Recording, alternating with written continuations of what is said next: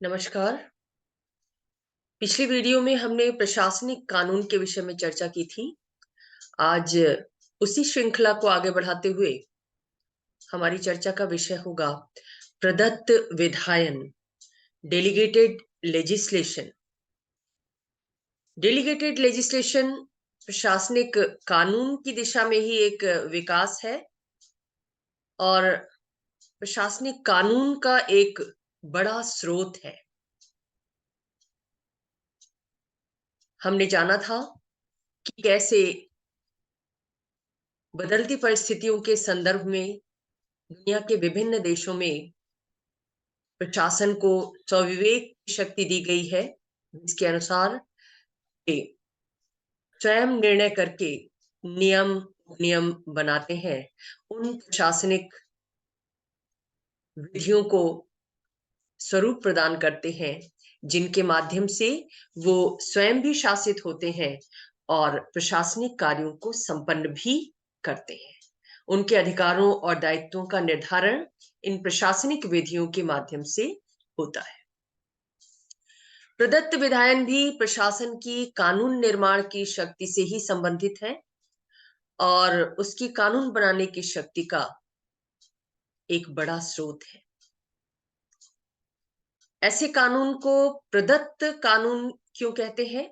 क्योंकि ये कानून बनाने का अधिकार संसद के द्वारा प्रशासन को प्रदान किया गया है, इसलिए ये प्रदत्त विधान है, प्रदत्त विधायन है। इसे हस्तांतरित विधायन भी कहते हैं क्योंकि विधानमंडल जो आमतौर पर किसी देश में कानून का निर्माण करने का अधिकार रखता है, उसने किन्हीं कारणों से अपनी इस शक्ति के कुछ हिस्से का हस्तांतरण कर दिया है। किसके पक्ष में? प्रशासन के पक्ष में। यानी साधारण शब्दों में अगर समझें तो विधानमंडल ने अपना कानून बनाने का अधिकार प्रशासन को हस्तांतरित कर दिया है। ये अधिकार ही प्रदत्त विधायन के अंतर्गत आता है, प्रदत्त विधायन की सीमा के अंतर्गत आता है। इस शक्ति का प्रयोग करते हुए प्रशासन के अधिकारी विभिन्न विभागों में प्रशासन के जो विभिन्न अधिकारी काम करते हैं, वो अपने विभाग से संबंधित नियम, उपनियम बनाते हैं, आदेश जारी करते हैं, योजनाएं बनाते हैं और अधिपत्र जारी करते हैं। ये सभी आदेश, योजनाएं, नियम और उपनियम संसद द्वारा बनाए गए कानून की सीमा के अंतर्गत ही होते हैं। तो इस वीडियो में हम ये देखेंगे कि प्रदत्त विधायन का अधिकार क्यों विकसित हुआ, क्यों प्रदान किया गया और प्रदत्त विधायन के कितने रूप हैं, यानी प्रशासन किस तरह के कानून बना सकता है और प्रदत्त विधायन की शक्ति पर सीमाएं कैसे आरोपित की जा सकती हैं। क्योंकि कई विचारकों के द्वारा, कई आलोचकों के द्वारा प्रशासन की इस बढ़ी हुई शक्ति को संदेह की दृष्टि से देखा गया है। जैसे लॉर्ड हेवार्ड इसे नवीन निरंकुशता का नाम देते हैं कि प्रशासन के हाथ में कानून बनाने का अधिकार देना उसकी निरंकुशता को और बढ़ावा देना है। पहले से ही वो शक्ति संपन्न है, उसे कानून के क्रियान्वयन का अधिकार प्राप्त है। यदि उसे कानून बनाने का अधिकार भी दे दिया गया तो सत्ता या शक्तियां एक हाथ में इकट्ठा हो जाएंगी, प्रशासन के हाथों में इकट्ठा हो जाएंगी और जहां भी शक्तियां एकत्रित होती हैं वहां पर निरंकुशता का भय रहता है। निरंकुशता की स्थिति में आम जनता के अधिकार, उसकी स्वतंत्रताएं सुरक्षित नहीं रहती। तो इस पर भी हमारी चर्चा होगी और साथ ही हम ये जानेंगे कि कैसे इस आशंका को दूर करते हुए प्रदत्त विधायन का विकास इस रूप में किया जाए ताकि प्रशासन शक्ति संपन्न भी बन सके, परिस्थितियों का मुकाबला भी कर सके और साथ ही निरंकुशता की स्थिति से भी बच सके। बहरहाल ये बात तो बिल्कुल निर्विवाद है, जैसा कि जॉन ई कर्सेल ने भी अपनी पुस्तक parliamentary supervision of delegated legislation में बताया है कि आज के समय में जब राज्य का स्वरूप लोक कल्याणकारी है, राज्य नव उदारवादी युग में नए प्रयोग कर रहा है, निजीकरण को प्रोत्साहित करने के साथ साथ समाज के कमजोर वर्ग के लोगों के हितों के भी संरक्षण का प्रयास कर रहा है। ऐसी स्थिति में प्रदत्त विधायन के अंतर्गत प्रशासन को कानून बनाने का अधिकार देना बहुत उपयोगी है, या यूं कहें कि बिना इसके आज की तिथि में प्रशासन का सफल संचालन संभव नहीं है। प्रदत्त विधायन विधायन का वो रूप है, कानून बनाने का वो रूप है जिसको प्रशासन के द्वारा बनाया जाता है, प्रशासनिक कानूनों के रूप में, और ये अधिकार संसद के द्वारा प्रशासकों को प्रदान किया जाता है। यानी संसद अपना कानून बनाने का अधिकार प्रशासन को सौंप देती है। किन्हीं कारणों से, किन्हीं विवशताओं से, किन्हीं जरूरतों से। अगर हम प्रदत्त विधायन के इतिहास को जानने की कोशिश करें, यानी कानून बनाने का अधिकार या कानून को लागू करने का अधिकार जब एक मूल प्राधिकारी संस्था के द्वारा किसी और के पक्ष में हस्तांतरित किया जाता है, तो इसको भी हम प्रदत्त विधायन कहते हैं। और इस दृष्टि से अगर हम देखें तो प्रदत्त विधायन का इतिहास बहुत पुराना है। ब्रिटेन जैसे देश में 16वीं शताब्दी में ही ये पाया जाता था, जबकि बहुत सारे ऐसे अधिनियम पारित किए गए जिसके माध्यम से संसद ने कानून बनाने का अधिकार सम्राट को दिया, और फिर सम्राट के माध्यम से प्रशासन को प्राप्त हुआ, क्योंकि सम्राट प्रशासनिक अधिकारियों के माध्यम से ही कार्य करता है। ब्रिटेन की संसदीय व्यवस्था में यद्यपि संसद आज की तिथि में सर्वोच्च है, संप्रभु है, किंतु राजा का पद भी बनाए रखा गया है और राजा की महत्वपूर्ण भूमिका है ब्रिटिश प्रशासन में। ये तो आज की स्थिति है। 16वीं शताब्दी में जब प्रजातंत्र, संसदीय प्रजातंत्र पूरी तरह स्थापित नहीं हुआ था, प्रक्रिया चल रही थी, उस समय भी कुछ कानून बनाकर राजा को के पक्ष में अधिकारों का हस्तांतरण किया गया कि वो इस विषय में कानून बना सकता है, और राजा के द्वारा भी विज्ञप्ति जारी करके अपने प्रशासनिक अधिकारियों को यह अधिकार दिया गया कि वो इस विषय में कानून बना सकते हैं। तो इन कानूनों में हेनरी अष्टम का सीवरों का अधिनियम जो 1531 में बनाया गया, घोषणाओं का अधिनियम जो 1539 में बनाया गया,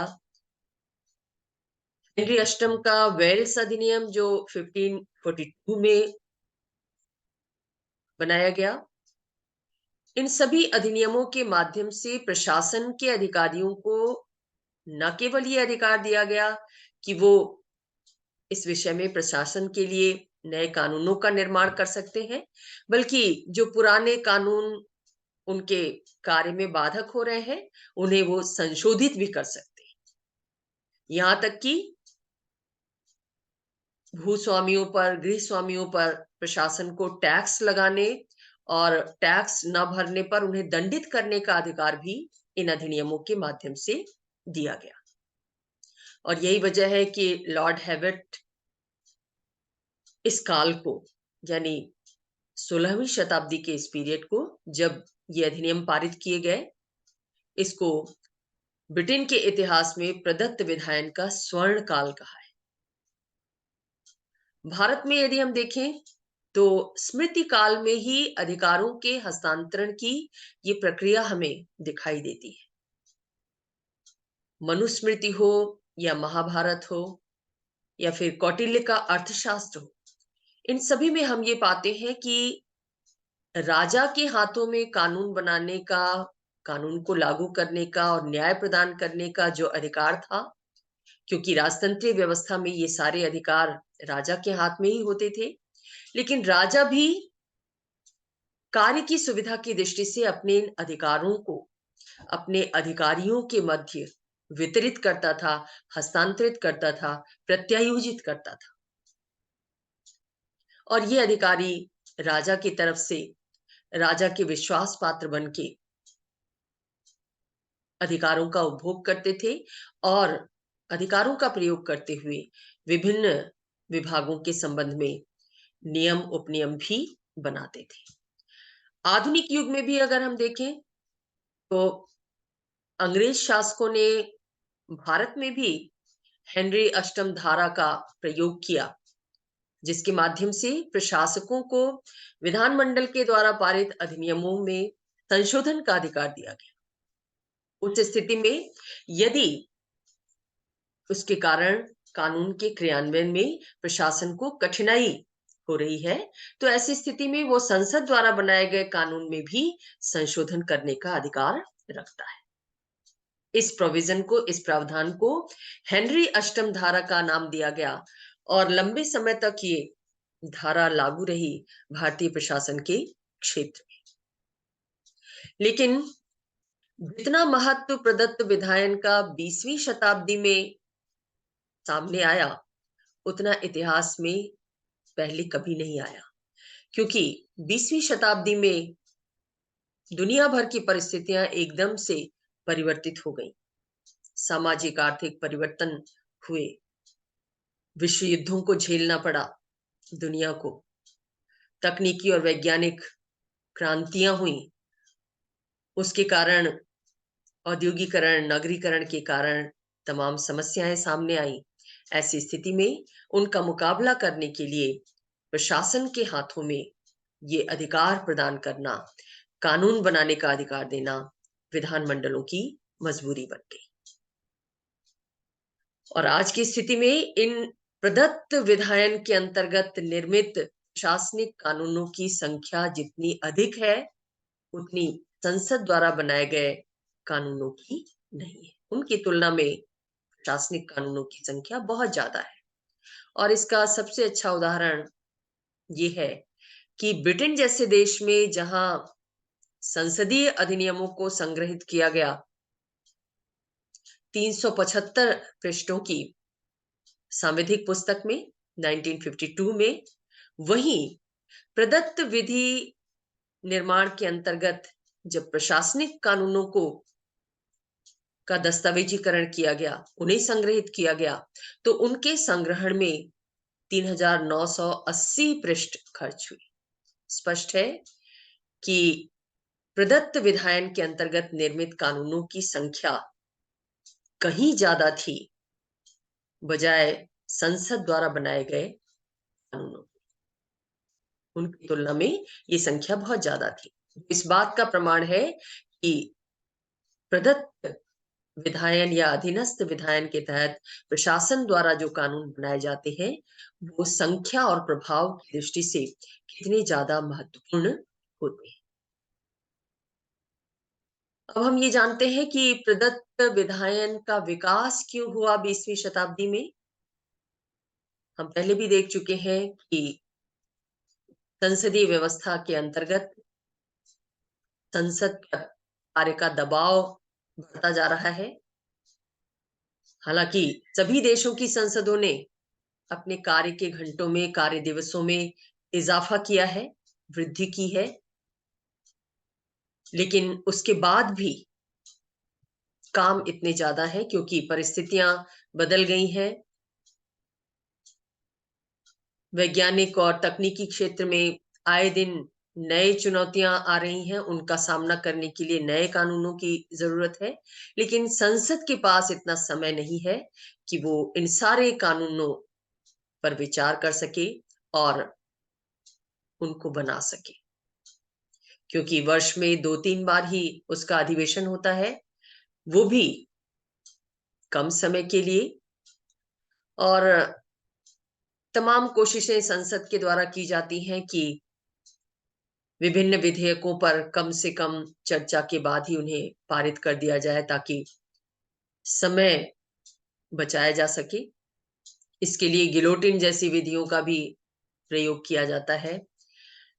विचार विमर्श के लिए संसदीय समितियों को गठित कर दिया जाता है, लेकिन उन सब के बाद भी संसद शायद आज के युग के अनुरूप कानूनों का निर्माण नहीं कर पा रही। इसकी एक वजह ये भी है कि तकनीकी विषयों के बारे में संसद अज्ञानी है।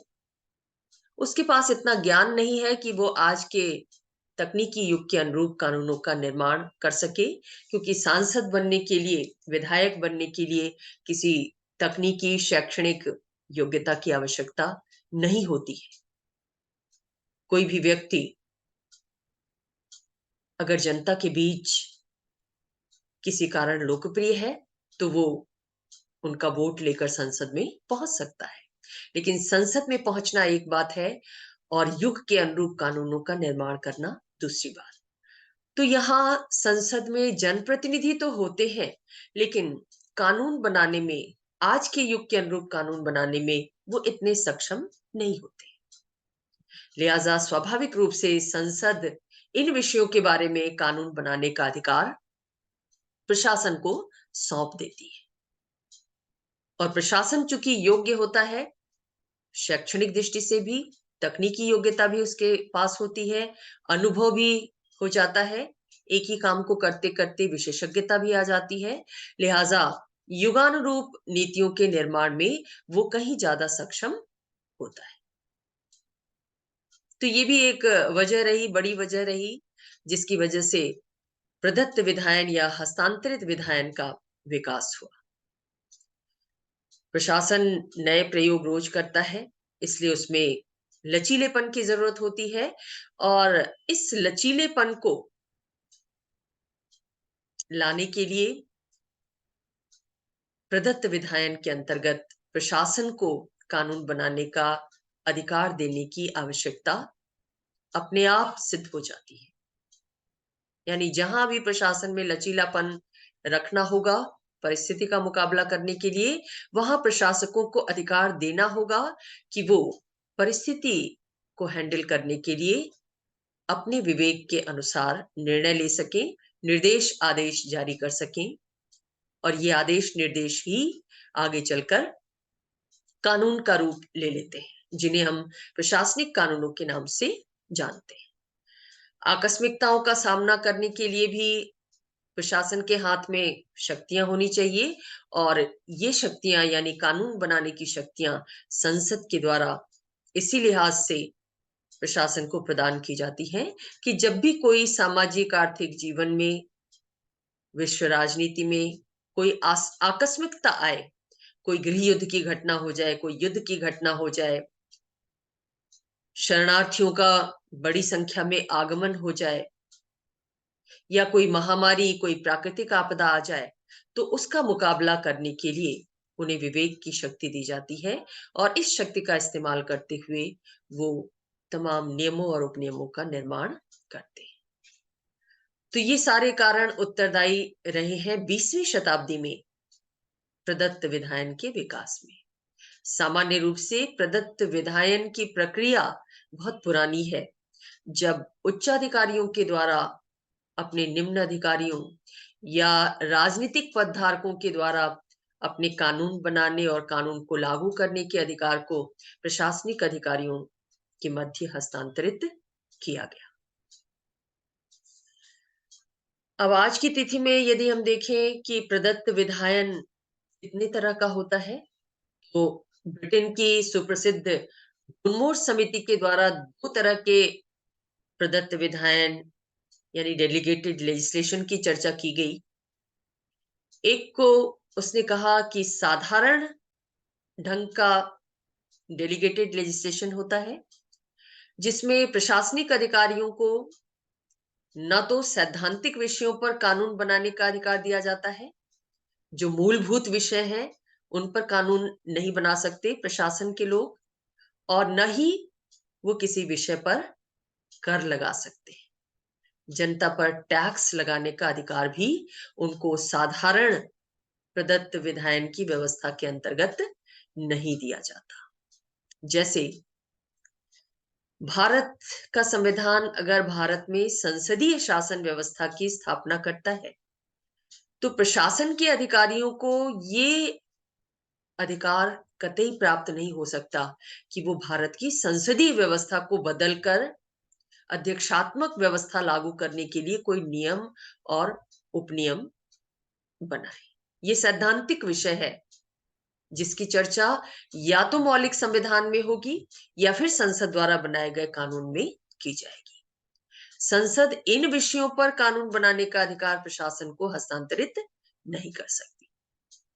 ये साधारण प्रदत्त विधायन के अंतर्गत आते हैं। साथ ही संसद उनकी सीमा भी निर्धारित कर देती है। जब कोई किसी विषय पर कानून बनाने का अधिकार संसद के द्वारा प्रशासन को दिया जाता है, तो उसके साथ साथ संसद ये भी तय कर देती है कि आप इस विषय में, यानी प्रशासन इस विषय में ही कानून बना सकता है, इस सीमा तक कानून बना सकता है, इससे आगे नहीं बढ़ सकता।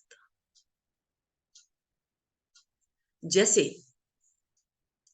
पंचायती राज व्यवस्था के संबंध में जब संसद ने 73वें और 74वें संविधान संशोधन अधिनियम को पारित किया, तो उसमें स्पष्ट सीमा निर्धारित कर दी कि ये अधिनियम कहां कहां लागू होगा, किन किन राज्यों में लागू होगा और कहां लागू नहीं होगा। उत्तर पूर्व के राज्यों को छूट प्रदान कर दी गई कुछ हद तक। कहीं जहां पर केंद्र सरकार के द्वारा पंचायती संस्थाओं को धन मुहैया कराए जाने की बात आई, वहां ये सीमा निर्धारित कर दी गई कि केंद्र सरकार राज्य सरकारों के माध्यम से पंचायतों को धन उपलब्ध कराएगी केंद्रीय योजनाओं के लिए। लेकिन उसकी सीमा यह है कि जिस दिन संसद ने, केंद्र सरकार ने राज्य सरकार को धन उपलब्ध कराया, उसके 15 दिन के भीतर ही उसे पंचायतों को भेजना होगा। ये सीमा थी जो संसद द्वारा लगाई गई राज्य प्रशासन के ऊपर। तो इसी तरीके से साधारण प्रदत्त विधायन के अंतर्गत जो भी कानून बनाने का अधिकार संसद के द्वारा प्रशासकों को प्रदान किया जाता है, उस पर कोई ना कोई सीमा स्पष्ट रूप से निर्धारित कर दी जाती है, ताकि कोई भ्रम की स्थिति ना रहे और साथ ही अधिकारों का दुरुपयोग भी रोका जा सके।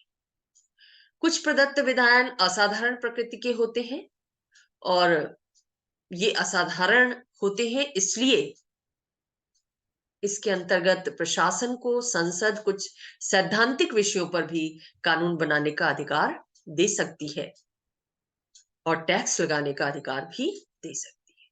सबसे बड़ी बात यह है कि इस शक्ति का प्रयोग करते हुए जब प्रशासन के द्वारा कोई कानून बनाया जाता है, नियम उपनियम बनाया जाता है, तो वास्तविक रूप में न तो संसद का और न ही न्यायालय का कोई नियंत्रण इन प्रशासनिक कानूनों के ऊपर होता है। लेकिन फिर भी दत्त विधि के अंतर्गत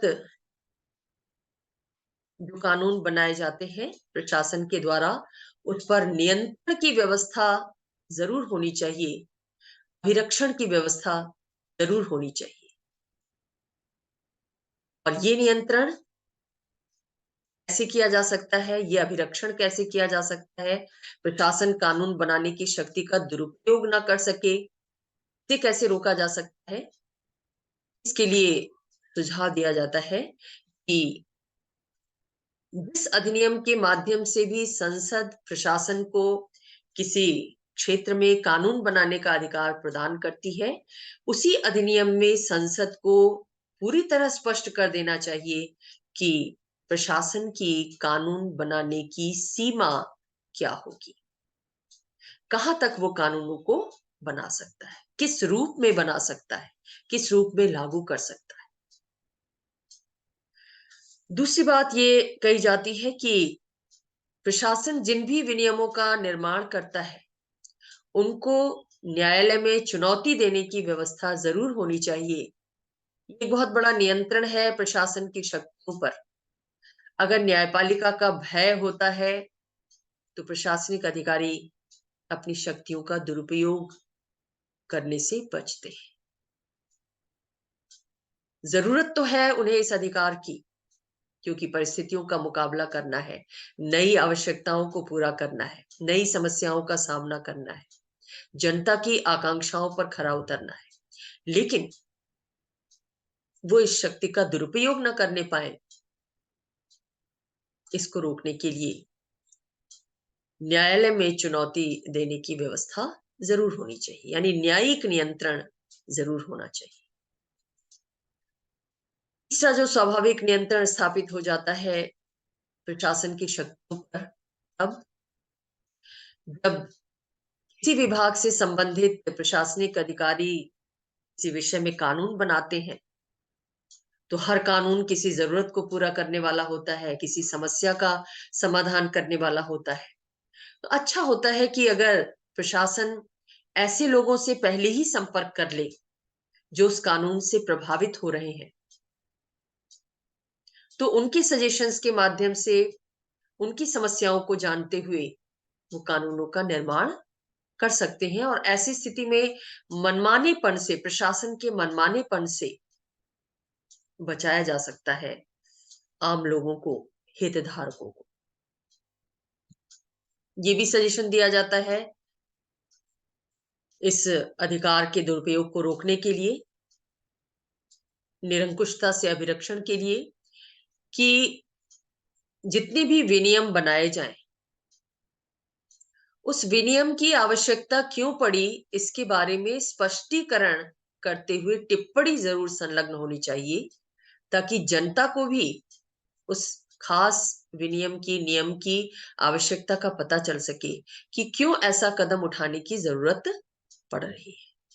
जिससे प्रशासन की शक्तियों को शंका की दृष्टि से जनता नहीं देखेगी और संतुष्ट होगी, तो प्रशासन की इस पहल में सहयोग भी करेगी। इसके साथ साथ भी सजेस्ट किया जाता है कि जितने भी प्रशासनिक नियम बनाए जाते हैं, उन प्रशासनिक नियमों को बनाने में एक जैसी प्रक्रिया अपनाई जानी चाहिए। ऐसा नहीं होना चाहिए कि एक विभाग किसी और प्रक्रिया को फॉलो करते हुए नियम बना रहा है, दूसरा विभाग किसी और प्रक्रिया को अपना रहा है। जब सभी विभागों में नियम विनियम बनाने की प्रक्रिया एक जैसी होगी, तो स्वाभाविक रूप से जब दूसरा विभाग दूसरी प्रक्रिया को अपनाएगा, तो उस पर सवाल उठेगा, उस पर अंकुश लगेगा। साथ ही ये भी सजेस्ट किया जाता है कि ऐसे नियमों विनियमों का प्रकाशन भी किया जाना चाहिए कि प्रशासन ने किस क्षेत्र में कौन सा नियम बनाया है। जनता को उसकी जानकारी होनी चाहिए, हितधारकों को उसकी जानकारी होनी चाहिए, ताकि गोपनीयता की आड़ में कोई भ्रष्ट तरीका ना अपनाया जा सके और शक्तियों का दुरुपयोग रोका जा सके। इसके साथ साथ प्रदत्त विधायन पर सबसे मजबूत नियंत्रण संसद का नियंत्रण माना जाता है। संसद बेशक अपनी कानून बनाने की शक्ति प्रशासन को दे देती है, लेकिन प्रशासन उन शक्तियों का दुरुपयोग न करे, इसके लिए स्वयं संसद को ही देखना होता है या देखना चाहिए, और अपनी निगरानी व्यवस्था को, पर्यवेक्षण की व्यवस्था को उसे मजबूत बनाना चाहिए। कोशिश ये होनी चाहिए कि जिन प्राधिकारियों को संसद कानून बनाने का अधिकार दे रही है, वो विश्वास पात्र, क्योंकि वो विश्वास पात्र होंगे तभी सरकार के उद्देश्यों को, सरकार की नीतियों को समझकर उन्हें क्रियान्वित करने की दिशा में, उनका सुफल प्राप्त करने की दिशा में क्रियाशील हो सकेंगे। तो इस तरह से प्रदत्त विधायन जरूरी तो है, लेकिन उस पर नियंत्रण उससे भी ज्यादा जरूरी है, ताकि युगानुरूप प्रशासकीय कानूनों का निर्माण हो सके और जनतंत्र में जनता की इच्छा का प्रतिनिधित्व करने वाले सांसदों, विधायकों का भी सम्मान हो सके। तो ये था प्रदत्त विधायन। भारत में प्रदत्त विधायन की व्यवस्था की जा रही है और इसके लिए प्रक्रिया तो पहले से ही चल रही है, लेकिन जैसा आपने जाना कि अभी तक भारत में प्रशासनिक कानूनों का संग्रहण उस रूप में नहीं हुआ है जिस रूप में ब्रिटेन जैसे देशों में हुआ है। जहां तक इस पर नियंत्रण की बात है, भारत में इसके लिए प्रदत्त विधायन समिति का गठन किया गया है। तो विशेष रूप से प्रदत्त विधायन की व्यवस्था के तहत जो प्रशासनिक कानून बनाए जाते हैं उन पर निगरानी रखती है, उनका अध्ययन करती है, निरीक्षण करती है और उनकी सीमाओं का निर्धारण करती है। धन्यवाद।